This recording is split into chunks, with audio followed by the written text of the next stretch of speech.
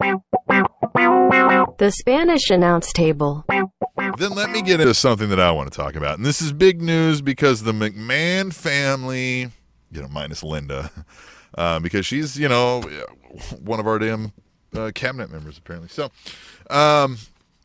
not apparently she is. She's yeah, right. Of the small business in the United States of America. Because they run that super small business there. That company, mom and pop shop. That mom and pop shop that definitely didn't kill small businesses around the damn country/world. Yeah, okay, all right. So the McMahons, the on-screen ones, show up to Monday Night Raw, and they promise, hey, we hear you. We realize this sucks. We've been phoning it in. We've been focused on other things, right? I'm paraphrasing what they say, right? And they go into the whole, things are going to be different now. Starting now, we're in control, and and we're doing away with the rematch clause, right? They start throwing around all this shit, right? And forgive me, this is not journalism here. I'm going to go off on opinions here. I'm not buying any of this. This sounds like ass talk to me, right? People are talking right out of their ass. This sounds like they are saying everything they think they are supposed to say right now. Right. Right? Yeah, they think they're like we're fixing it. Now we're here. No. Oh, no. You are the problem. Like, do we not like have some self-realization here? Sorry, I didn't mean to interrupt what you were about to say.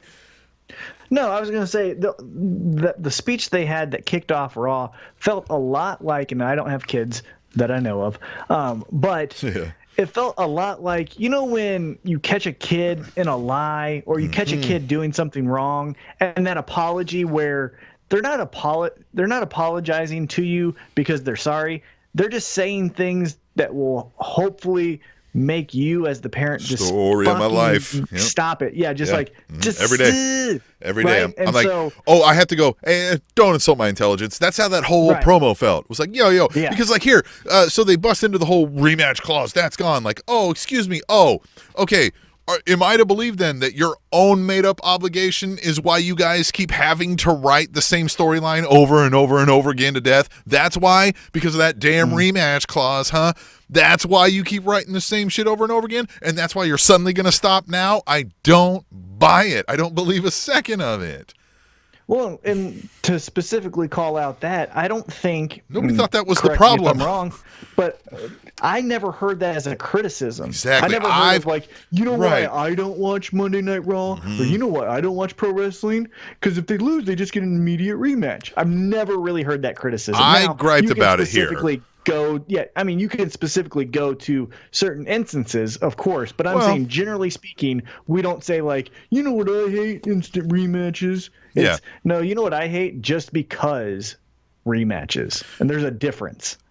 I've said on the show that I thought it was never like this is stupid, they should no longer do it. I would just went, of all the things that they pulled the WWE move on of pretend it never happened, they never did that with the rematch clause. It was like there was like a real rule for some reason that they had to have these stupid, and I was like, oh no, it's because they don't have any ideas, so they try to stretch these out for as long as they can. There are simpler ways to do this, right? Like there's not, and the whole like, well, we need new stars.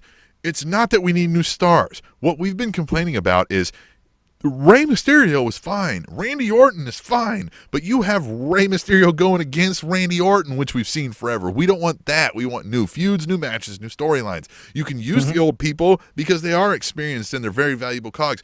And here's the thing. Nobody cares about 6 random people you're bringing up from NXT. It's like it's NXT season 1 again. Like, dude, what is this? And like, that's great. Okay, so you want new people because we've got all these old people hanging around. You're not getting rid of the old people too.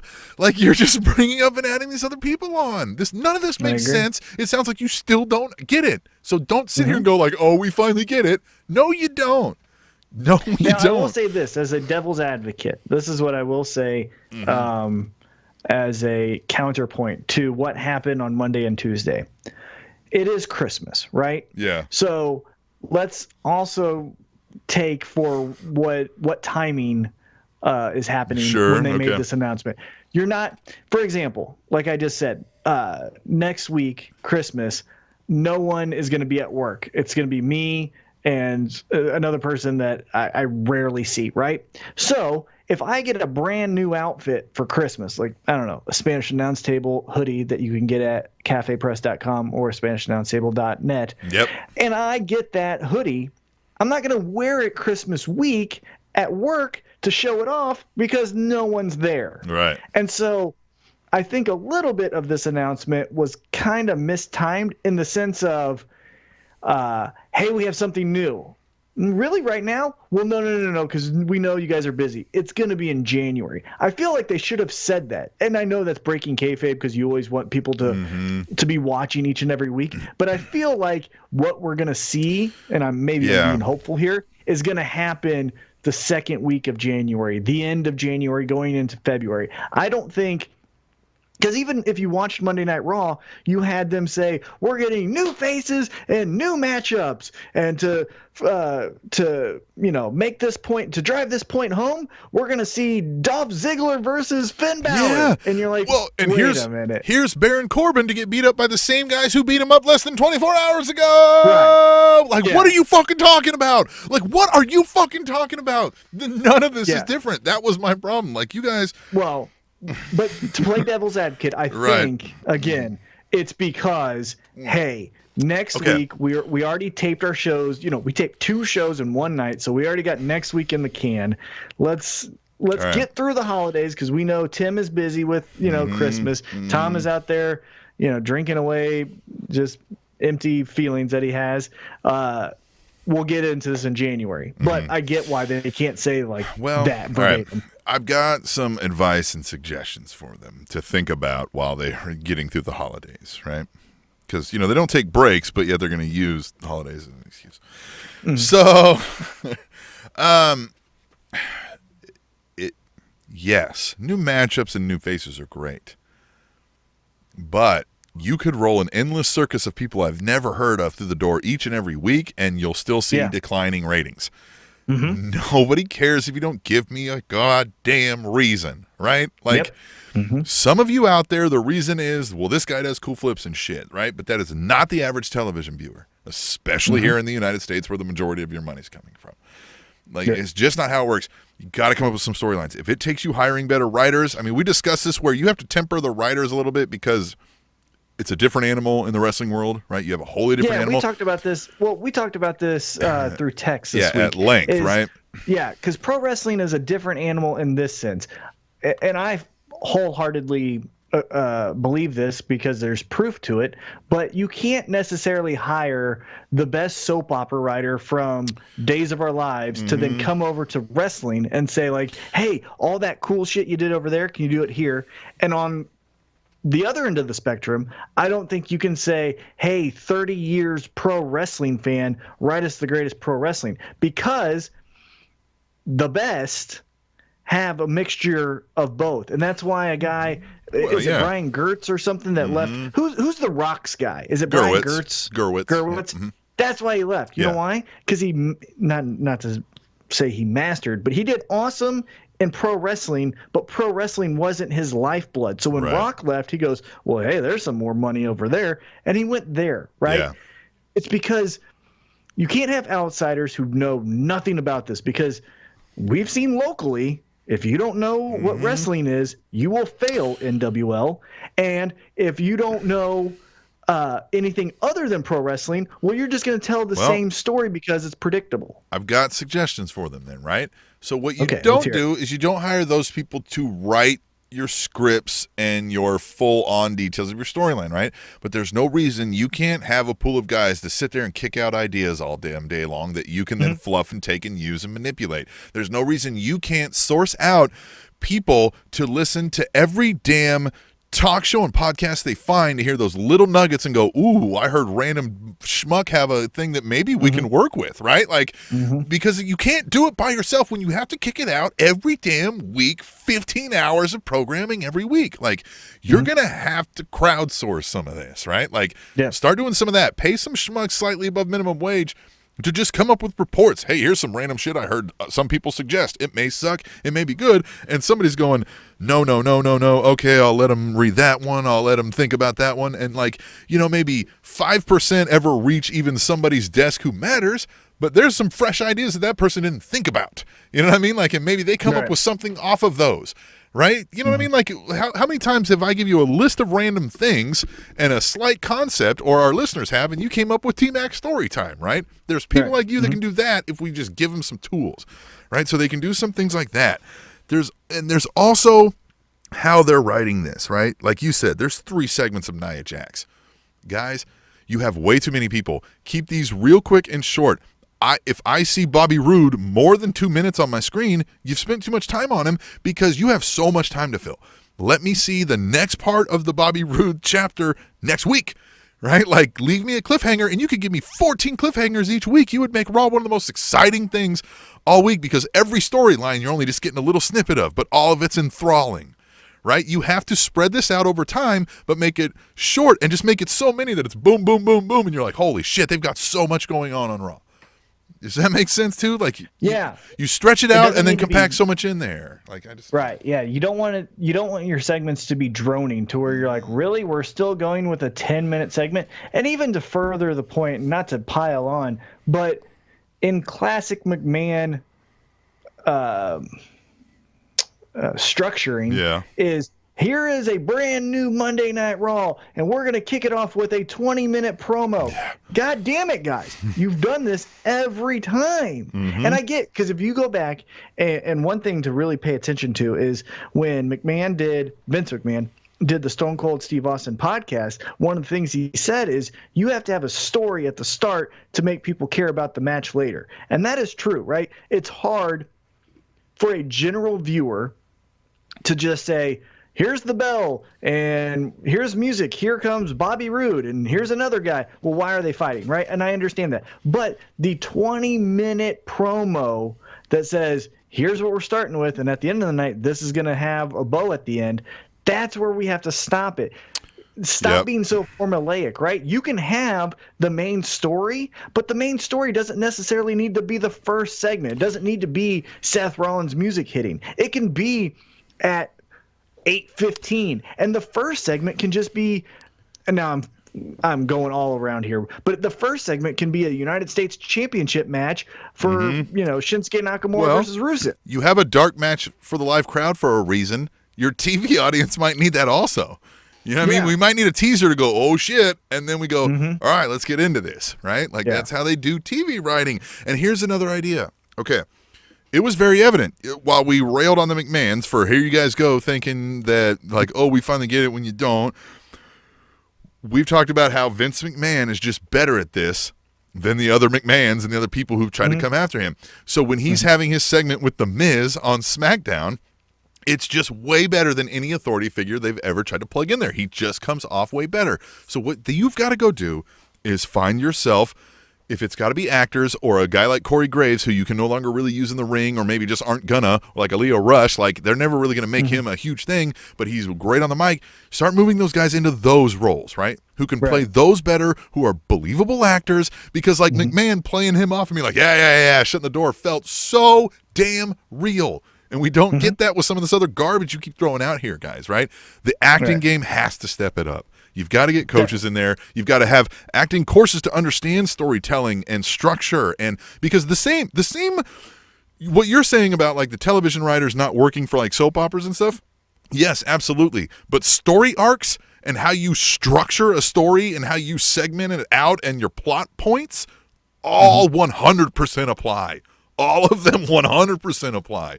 All of your, like, when your twist should come and your rising action should come and your falling action and your resolution should come, all of those plot points should 100% apply to the storytelling aspect of pro wrestling. So that's where some outside help of people who are just successful at that can help them miles. Like, and they just don't get that. I agree, but I also think a little bit is that I think where I totally 100% agree with you, I also would counter with, man, that's asking a lot, because now you're saying be a good actor and then also do this other thing that no one else does and understand how to read a crowd and then perform a physical pro wrestling Well, match. so that's where so you do that more so in your authority figures, right? Like your guys who are playing that McMahon role and that kind of stuff. We can get those guys. That's where I get irritated. Let's tell a different story. 205 Live. Right. I watched a little bit of 205 Live because I was bored. And it opened with an authority figure. Yeah. So all 3 damn shows are an authority figure tells talent what to do. We told before Austin McMahon, fun fact for the new pro wrestling fans, we told stories different. The Four Horsemen never had an authority figure, the commissioner, telling them what to do. Now there were board members and blah, forced rematches. Yeah, there was Jack Tunney and stuff, but I mean, it was never the focal point. Right. Jack Tunney was never a 20-minute promo to start WWE superstars. He was never the protagonist. He was never the antagonist. Right. He was that. He was the decision maker. Yeah, he was just he was the Supreme Court essentially in pro wrestling. Right. And that's what you can do with authority figures. You can use them as and for people internationally, the Supreme Court is the last decision maker. Well, just how Vince did with the Miz, right? He didn't become the center of that storyline. He was just like, Vince, I want this done. He's like, what do you want me to do about it? You suck. You know what I mean? Yeah. Like go figure it out some other way. That's great. That's great. As long as it's believable. With Vince, it's believable. With Paige, I'm sorry, it isn't. She's just not that good. It was actually. I think she was great, and I thought her role was perfect. She's better than what they've had out there, but it's definitely not there with Kurt Angle, and it's definitely not there with what I was going to say is this whole revamp to me, and again, trying to pay attention to the IWC on Twitter and things like that, I didn't necessarily hear that SmackDown was sucking that bad. Now, there were definitely old matchups, like you said, the Randy Orton, Rey Mysterio thing. But I thought Paige was doing good. Raw was suffering with the authority storyline. I thought Paige was being used great, where it was like, hey, we need to do a contract signing. Well, someone needs to be there. And hey, we need a match right now. Well, I'll make it happen. But she did great. But we need to start telling stories. Going back to my original point, we need to start telling stories away.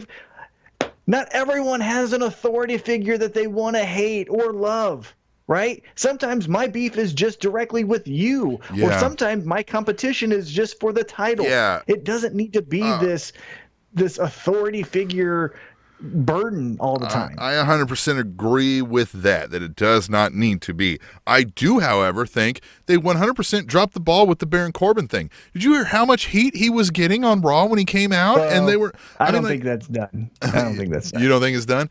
Because that's the deal is because it was new and different, that it was like an active guy who was still, you could argue, in his, he's probably not even in his prime yet, right? Still on an ascending figure on the roster, and he could have become drunk with power, which he started to do, but then you just made it an easy joke. If you made him believable and hard to beat and cunning, and this is where the writers help, right? How to make it well, what the fuck did he really mean? What, you know what I mean? What's he really getting at? The hidden little, there's no more of, man, what's really going on, right? We don't have to think that anymore because it's just so blatantly obvious what's going on, and it's pretty boring and simple.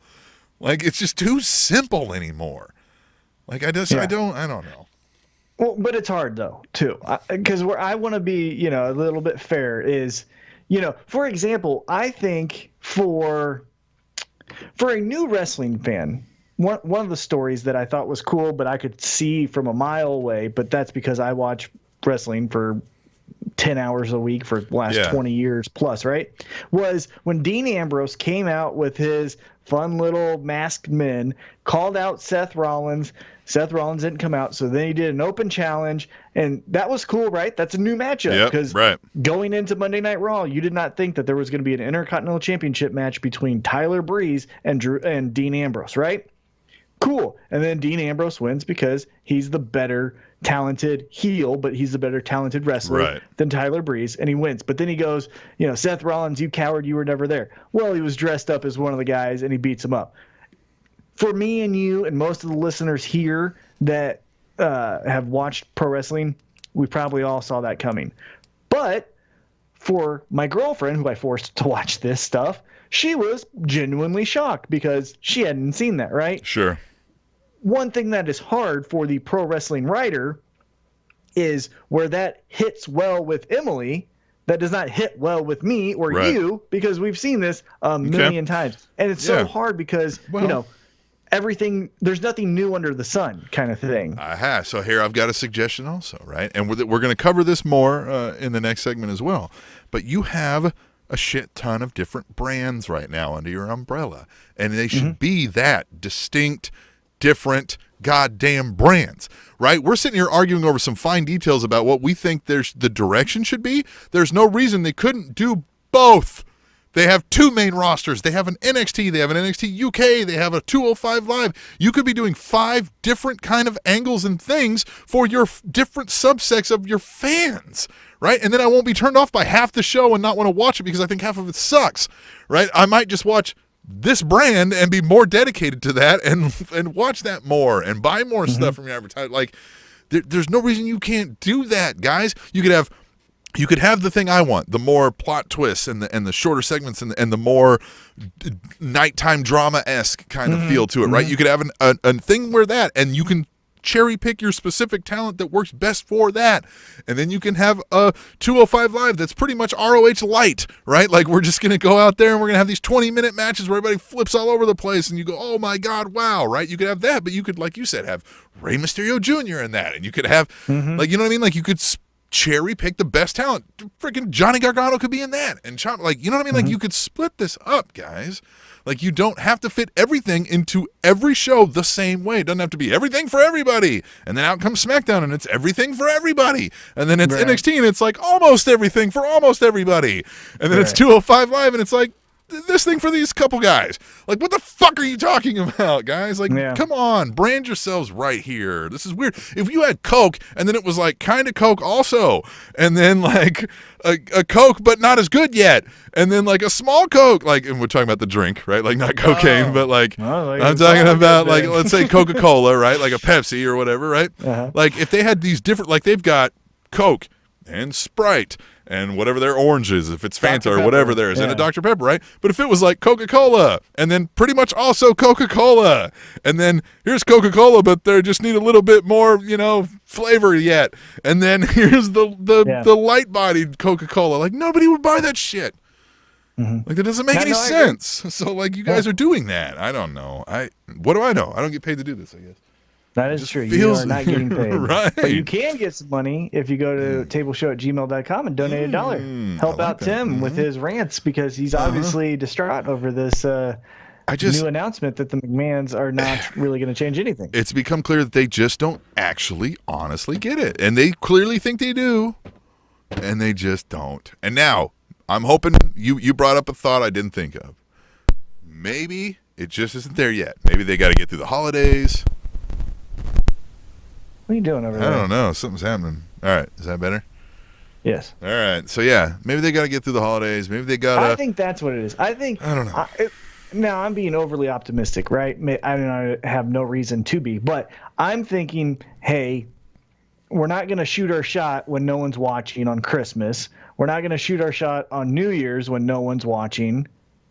I think that's stupid and kind of old style thinking, because if you go back to podcasts, right? What's the biggest podcast to ever hit in pro wrestling? When CM Punk shit all over WWE. You know when that was dropped? Thanksgiving Day. Right. 2 million. It broke a website, right? So the whole, like, we can't do it because it's Christmas. Can't do it because it's New Year's. They will come to you. The notifications, the Twitter, it will come to you. Right. Right. But I also think they are trying to say, like, hey, talent, take a break, yada, yada, yada. Anyhow, so I'm holding out judgment until February, right? If it's February and it's a triple threat between Drew McIntyre, Finn Balor, and Dolph Ziggler, well, then now fuck off, right? Here's what it is. It's the, What are you doing over there, Tim? Throwing everything around?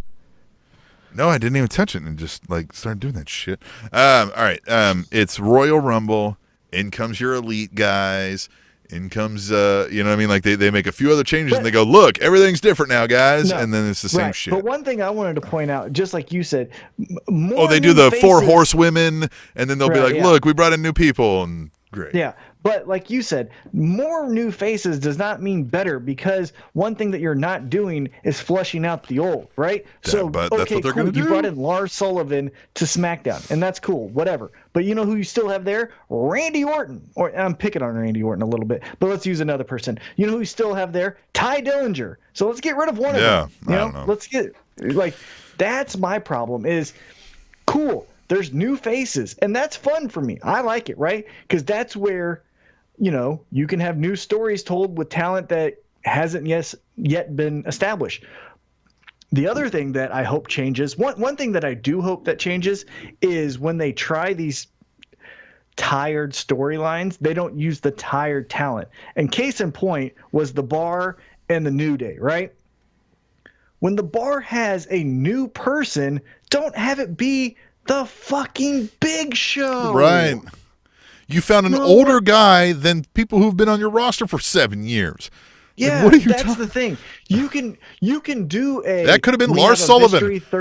That's what I'm saying. That could have been that could have been Lars Sullivan. Yeah. That could have been one of the Sanity guys that you're choosing not to use anymore. That could have been the heavy machinery guy, the little short guy. That's good. They're going to be a comedy act, by the way. Yep. In a month. They're going for frat boys, and they're not gonna hit. Yeah, he's gonna make heavy machinery. I bet you he makes a short little heavy machinery guy a stuttering Bubba Ray. That's exactly what I see with him doing. Yep. It's just going like. Well, they already play him that way in NXT. That he's like, that's what I'm saying. I mean, he's so now, dumb. If that's what Triple H is doing with him, what do you think Vince McMahon's gonna do with him? Right. So that stinks for them. But anyhow, so Raw and SmackDown. Let's say at least a positive. What was your favorite takeaway besides the announcement? What did you like? And then we'll get into our Christmas thing after the break. But what did you like? What would you take away? Say like, okay, I'll get behind this.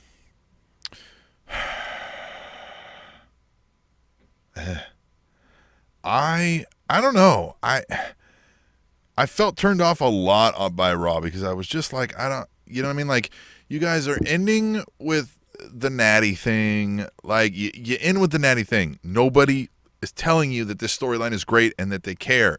And it's not about a fucking woman thing, because everybody's telling you they love Becky Lynch, right? Like, we would absolutely support her finishing the show. Like, so that was there. They end the Baron Corbin thing where I just thought they had so many forks and angles they could have went off of, right? Like, even if you take him out of power immediately, but you just squashed him here, like, it just felt weird, right? And then the McMahon thing turned out, I don't think there was anything on there. I enjoyed SmackDown better, but I'm worried.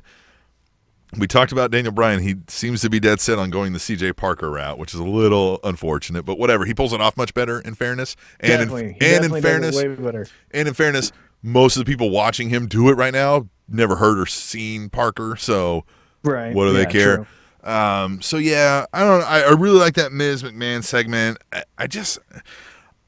I do think that, hey, they're at least acknowledging that they've been dropping the ball, and they can say some shit, and if it's full of shit, they'll see that the ratings aren't improving, right? So at least they can be full of shit all they want, as long as we keep not watching.